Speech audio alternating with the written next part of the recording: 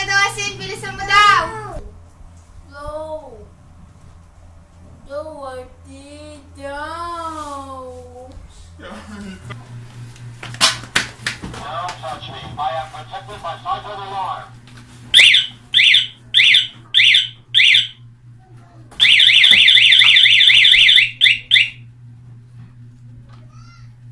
So ayan guys, yan ang ituturo ko sa inyo kung paano mag-install ng talking alarm. At hindi lang yan guys, meron siyang iba pang version katulad nito.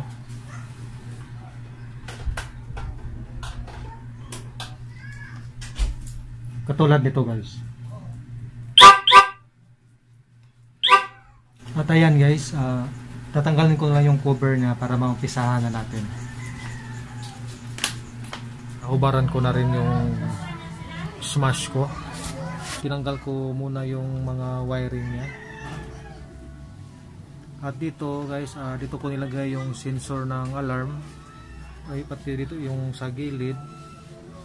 At sa gilid dito, yung speaker niya. At yung isa naman nandoon sa kabila, yung speaker. At yung ilaw niya guys, yung sa sensor pag ginoon mo umilaw, na dito ko nilagay dito sa loob ng dashboard. Kasi pag dito sa labas, delikado kasi baka mabasag. Kung mag-wire kayo ng alarm, dito lang yung kayo kukuha ng sa kumpol na to. Kasi nandito na lahat, pati doon sa starter. Kaso guys, gumagamit ako ng relay, kaya dito lang ako sa bandang likod kumuha para medyo malapit na lang siya dito sa may CDI. Matago talaga yung relay. At ngayon guys, umpisahan na natin. Ito na yung lahat ng wire ng cyclone alarm. At uunahin ko sa pag-install guys is yung una lang, yung normal na hindi kasabay yung busina sa alarm. So ito guys, i-discuss ko yung lahat ng wire nya. Itong dalawang dilaw, ito yun para sa left and right signal, kahit magkabaliktad tong dalawa. Itong brown, ito ay papunta sa accessory line sa kulay orange. Itong pink at saka itong gray, ito yung kill switch. Itong blue ay papunta siya sa starter. Itong red, direct sa battery, yun sa positive ng battery. At itong black ay sa negative. So iunang i-wire ko ay yung kulay, itong dilaw. So itong dilaw, left and right. So ang left ng smash guys is yung kulay light green. So ikakabit ko to guys sa light green. Light green. Okay.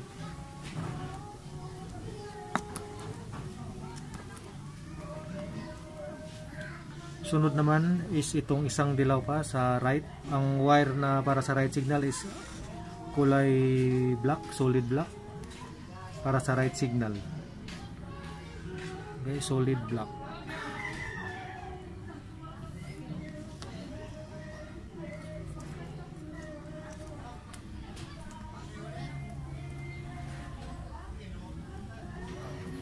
Sunod naman guys is itong black sa negative. So dito guys, hindi ko na lang tinanggal. Nakakabit na tong black sa negative. Ang negative ng smash guys is black with white stripe. So ito hindi ko na lang tinanggal guys, no? Black with white. Yan yung negative ng smash.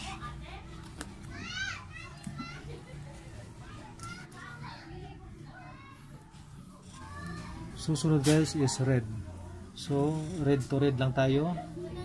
Direct siya sa positive ng battery. So dito guys, ito yung positive na galing sa battery, red. Red to red.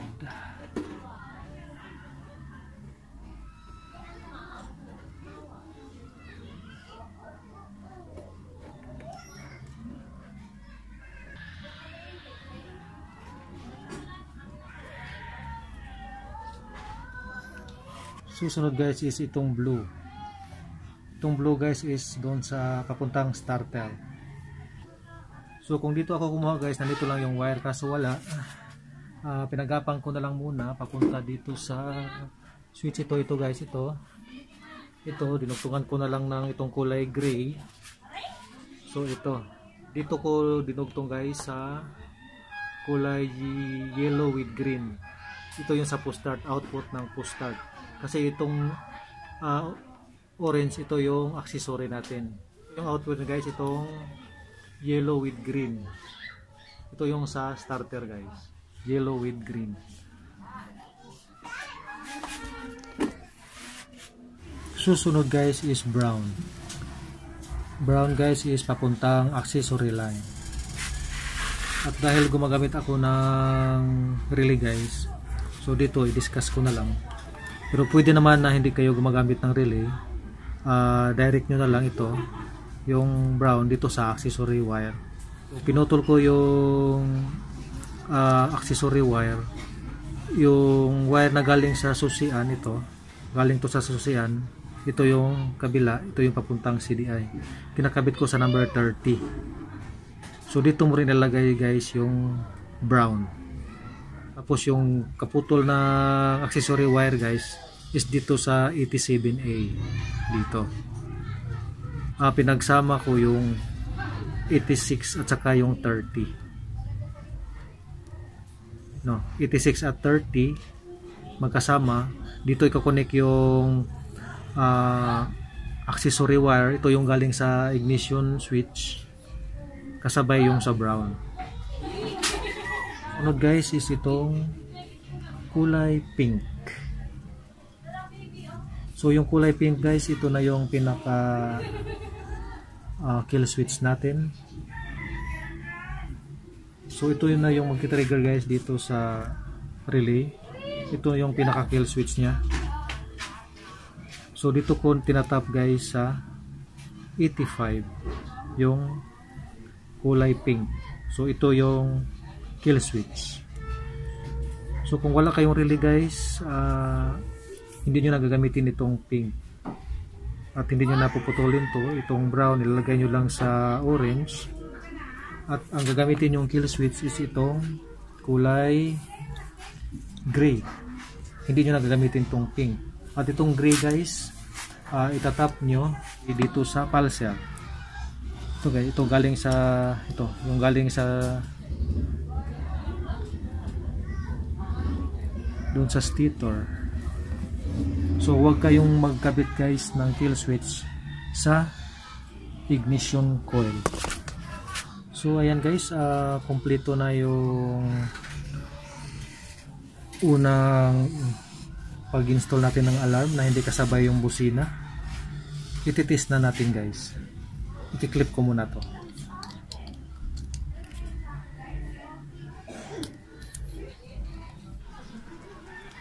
At ito guys, yung ilaw ng alarm ko. Nandito siya sa loob ng ilalim ng dashboard. So safe siya guys. Hindi siya mababasag. At ito na yung remote ko guys. Ititest na natin. Ito yung lock. Yan guys, gumagana. Ito yung unlock. At ito naman yung sa gilid guys. At ito naman guys, ito yung kung nakasaan ka nakapark, mahanap mo. At i-start ko guys. So yan guys, nagsalita na siya. At ito naman guys yung pang off niya.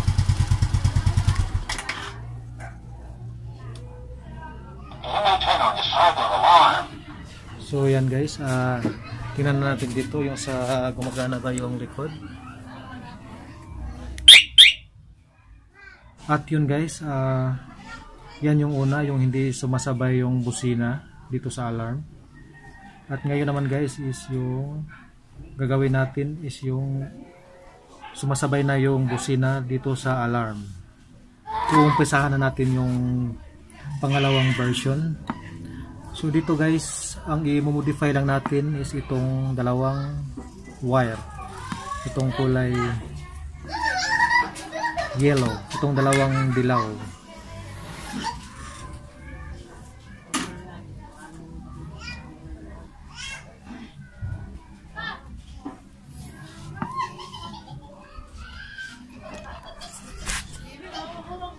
At ito na, natanggal ko na yung dalawang dilaw.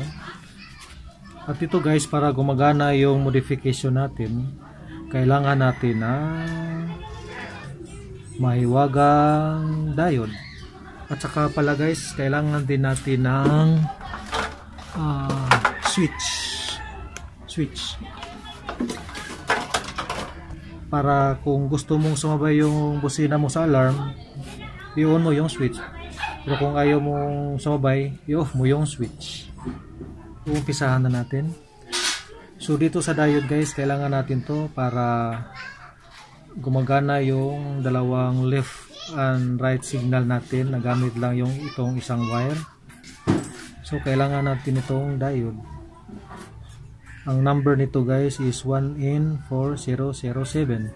So dito guys, hindi ko na lang to tinanggal para hindi na ako mahirapan sa pagbalik ito. So i-layout ko na lang guys, no, para makita nyo. So dito guys, dahil masyadong maliit yung diode, i-layout ko na lang. So ito yung wire guys, yung dilaw kanina. So ito yung connection ng diode. Ito yung dito. Ito yung diode guys na dalawa. So makikita sa diode guys, meron siyang sa kabilang dulo, meron siyang dito stripe na silver. So yan guys, yung stripe na silver. So dapat guys, hindi ito magkapalit. Dapat yung silver nandito sa dulo. Yung dito sa pit niya, ito yung nakakunik dito sa, ito yung kulay na yellow. Yung yellow kanina. So ito yung papunta sa left, ito naman sa right. So ito yan guys, no? Ito yung layout. At saka naman guys, sasali ko na rin doon sa isa, yung isang yellow naman. Meron din yung diode. Ganito rin. So yung silver niya guys, ito yung sa dilaw niya, yung sa yellow. Ito yun. So yung may silver niya dito sa taas pa rin, katulad dito sa dalawa. So ito rin papunta doon sa mamaya na. At dito guys, isasolda ko muna yung mga diode sa wire. So dito pala guys, para mas kapit na kapit yung lead nyo, yung itong gun nyo, i-diin nyo muna siya ng mga 3 to 4 seconds bago nyo ilagay yung lead. Para uminit na yung wire, yan, kakapit yung lead guys. Kasi pag diretsyo nyo, tapos hindi pa mainit yung wire, matatanggal lang. Patungan ko muna guys.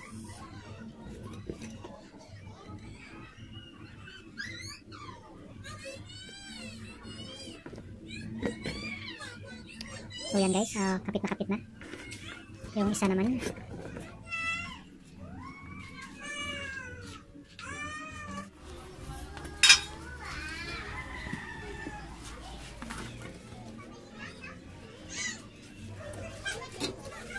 Yan, okay na guys. So yan guys, nalagyan na natin yung mga diode. At ngayon guys, yung isang yellow na nilagyan natin ng dalawang diode, ito yung ikakabit natin sa left and right signal. So kahit alin dito sa dalawa guys, pwede. Yan guys, ikakabit na natin. Yung isa dito sa left, yung light green. Ito lang yung pinakamahirap.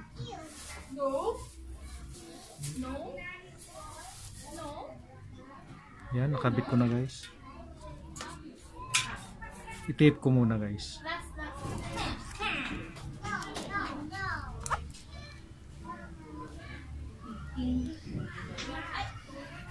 Sunod naman guys, itong isa yung sa right, dito sa black.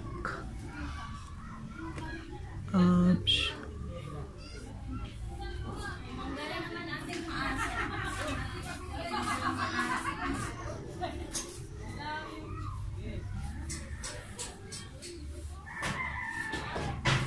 Yan guys, okay na.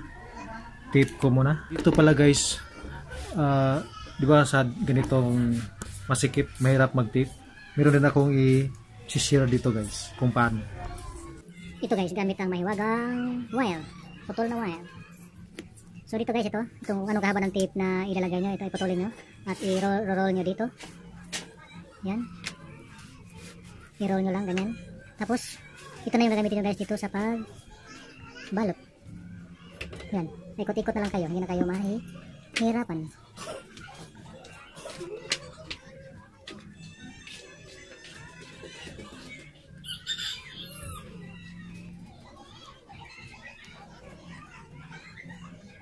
Diba guys?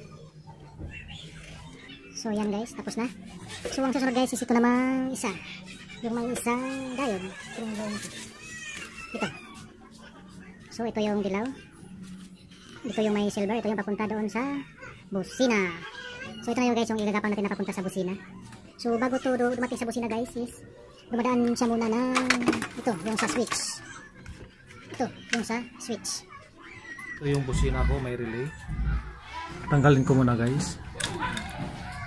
So dito guys, yung positive ng relay ko dito is yung number 86. Baliktaran yan guys kahit 85 or 86. Pero dito ang ginagamit ko na positive is itong 86. So yung 85 niya is ground.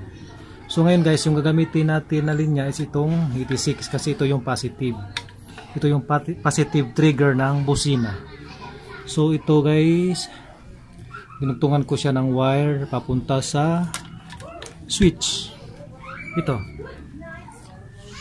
Galing sa positive ng relay. Ito, dinugtungan ko ito papunta dito sa switch. So yung switch niya guys na isa is ito na yung itong isa. Ito na yung idudugtong natin sa dilaw na nilagyan natin ng diode. So dumadaan na siya ng switch. So ito na yun guys, yung galing sa switch. Idudugtong natin dito. Idudugtong natin dito itong isang dilaw na may isang diode.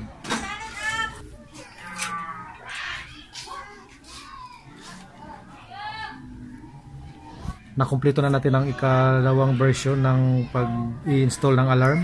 Nakasabay yung busina. Nalagay ko na rin yung relay. At ilalagay ko muna guys yung temporary yung sa front cover para makita natin na sumasabay yung mga ilaw. So yan guys, ititesting na natin. Ito na yung remote.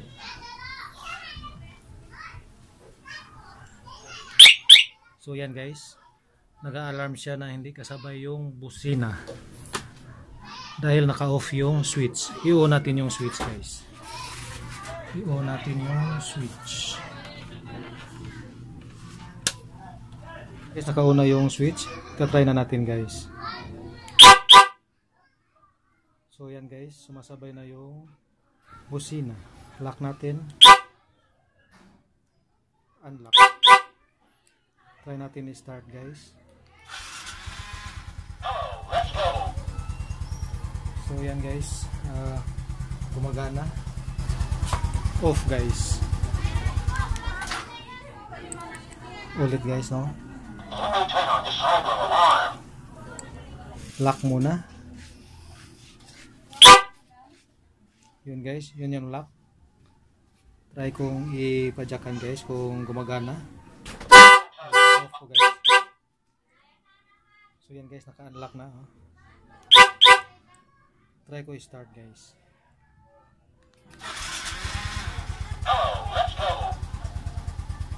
Off.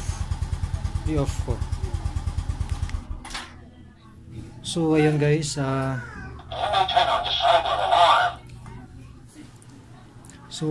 natapos na tayo sa pag-i-install ng Tuking Cyclone alarm na dalawang version. Yung isa na hindi kasabay yung busina at isa yung kasabay yung busina.